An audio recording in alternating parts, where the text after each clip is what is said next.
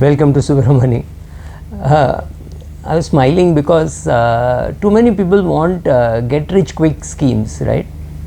Abhi chahiye, matlab buy on Monday, sell on Friday, double your money, kind of a thing. But most of these people have no clue of how much of the portfolio returns they've got. They only know one share which they bought, and this is what happened. So I tell people creating wealth is a completely different mindset than a trading mindset, right? So you say, oh, Asian Paints results are bad, it's a good time to be buying because when the price goes up after a year, you can sell it. That's a 1 year view. But there will be people who will take a 30-year view. For them, it doesn't matter whether Asian Paints produces good results or bad results. Yes, there is competition coming. Grasim, JSW, Indigo Paints are all going to hurt it. Therefore, you make a change in your portfolio. That's a different thing. But I was just explaining to somebody that creating wealth is a long-term process. So 1,250 rupees invested in 1978, 77, 78, 79 in Colgate is now worth 1.75 crores. Just hold your breath, 1.75 crores. And the dividend that the holder gets is 2,25,000 per annum, right? It is great, fantastic, but it is over 43 years. And there can be many parts in that, many times in that when you feel, oh, I should have sold Colgate and bought PNG, or sold Colgate and bought HUL, or sold Colgate and bought Reliance. So sometimes this does well, sometimes that does well. Therefore you create a portfolio and you create wealth over long periods of time. That is something which is so basic and people to understand. So same thing holds in health. So people go to a gym and they tell the instructor that I want to lose 10 kilos in 3 weeks or 4 weeks or something like that. I mean, it's not going to happen. It's going to take a year.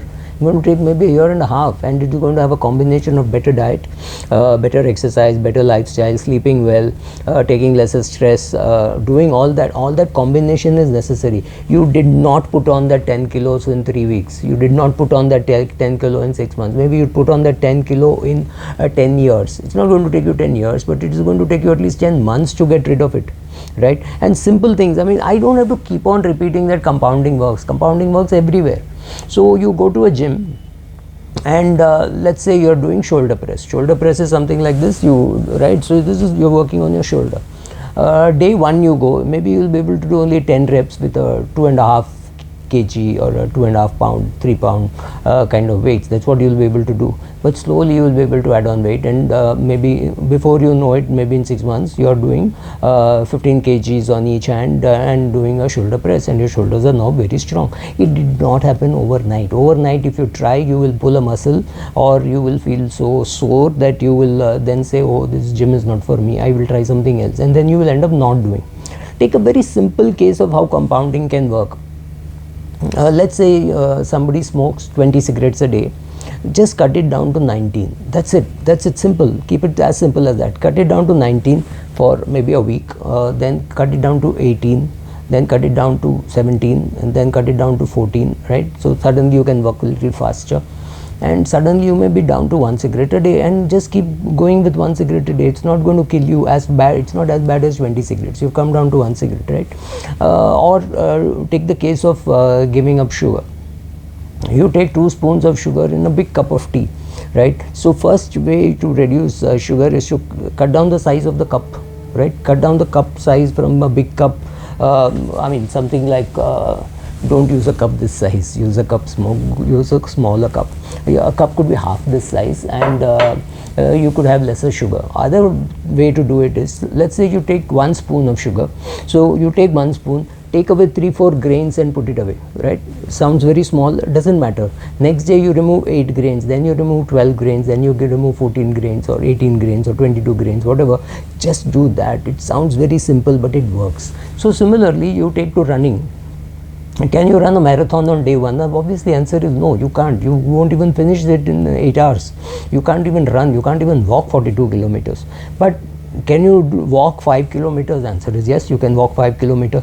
And after a few days of walking, try running, right? Try running 50 meters, walking 50 meters, running 50 meters, walking 50 meters. That way you can do. Of course, depending on your age, if you're young, if you're 22 years of age, you can straight away run 5 kilometers. It should not be an issue. But I'm assuming, let's say you're 60 years of age. Do it slowly, build it up slowly. That is how your health gets built. So whether it is your wealth or whether it is your health, and whether you're attacking the health from the the eating side or from the exercising side, small changes builds up well, right? You should read the James Clear's book on atomic habits, and you realize that small changes, I think he's spoken about the British cycling team, where the new coach started doing small changes in many of the other activities, and suddenly there was fantastic improvement. In fact, they say if you improve 1% every day, you improve by 37% in a year. That's not small, that's very, very aggressive kind of improvement. But if you try doing too much in day one, it doesn't happen. If you try trading, if you try F&O, if you try leverage buying, right, if you try doing all that, it does not work, it does not create wealth. It creates some pleasure for you, it may create a hole in your pocket. So small things done well and nicely acclimatized and built into your lifestyle, right? So say, no, I will go for a 20-kilometer walk. If you are a busy person, you cannot go for a 20-kilometer walk every day. It may take you 3 hours. You will not do it. You will do it maybe 1 week, you will do, and then you will be exhausted, you will not do it, right? So go for a medical test, check your heart rate, right? Wear a watch which shows your heart rate. It's not going to be greatly accurate, but it's not bad, it's a good start. And see your heart rate improve, get better sleep, right? So all these things are important for you, all these incremental changes, right? Like I said, Colgate was a 45-year story. It did not happen overnight. Your 1250 did not become 1.75 crores. It happened over a long period of time. Slow and boring, but that's what works, right? And you get the dividends. In case of Colgate, you got dividends for holding on. It's not as though you just held on and today it is worth so much. Every year you got a dividend, which was a damn decent dividend. I mean, look at the return percentage on cost terms. Your cost is only 1,250 rupees. On that, you're getting 2,25,000 rupees as dividend. Is there any relationship to the dividend and to the cost? It is a few times more than the original cost that you paid for the share, maybe 200 times the cost of which you paid for the share. Can you get that kind of rent? It is impossible. Can you get that kind of interest on a fixed deposit? It is impossible, right? So that is the kind of return that you get. I mean, we have got so many stories in the past saying slow and steady wins the race, right? The hare and the tortoise story, we've all heard it. We all go to school, hear it and say, wow, great story. I don't know whether it works in real life, but then you don't want to do it. So these small incremental changes, right? I mean, the great example is those people who win big lotteries. They win big lotteries and then they are taken to dust, right? That kind of money doesn't stay. I mean, look at Vinod Kambli. Vinod Kambli earned well, right? Don't even wonder whether Vinod Kambli earned well. No, he did not earn well compared only to Sachin Tendulkar. Rather, compared to 99% of Indians, he's definitely earned very well. Did that money stay with him? No, because money management skills don't compound. You have to learn, you have to do it, right? So that he didn't do. That's a different thing. But when money came to Vinod Kambli, it came too much in a rush. He didn't know how to hold it. So if you want to hold on to the money, getting small bits of money regularly and you holding on to it, there are so many stories in the US. You find that somebody was a librarian or a storekeeper or somebody like that, leaving $4 million for the university where he studied or university near his house, right? So even, okay, going back to the example of the gym, the total amount of weight that you moved is more important than one single rep.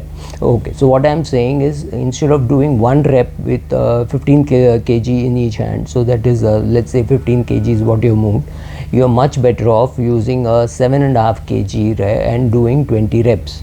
Right, that's far better than doing 3 reps with a higher weight. Yes, you do 3 reps with a higher weight when it is impossible to handle kind of a big weight, to tell your shoulders, look, you can do this also. But after that, your reps are on smaller numbers and you do a lot of reps. So reps increase your stamina, your stability and all that. Same thing for running, same thing for weightlifting, right?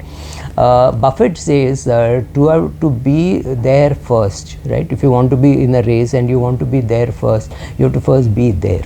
Right, it's a beautiful saying, right? In a 10-kilometer race, if you're running a 10 kilometer race and you collapse in the 9th kilometer or 9.5 kilometers you have done and then you collapse, you're not going to be first. So to be first, you have to reach the other end, what we call the survivorship bias. So today if you look at a Larsen and Toubro or HUL or HDFC Bank and say, wow, I wish I had bought this when they were smaller. No, you didn't wish, because these are not flashy companies. These are slow, boring companies which are given fantastic return.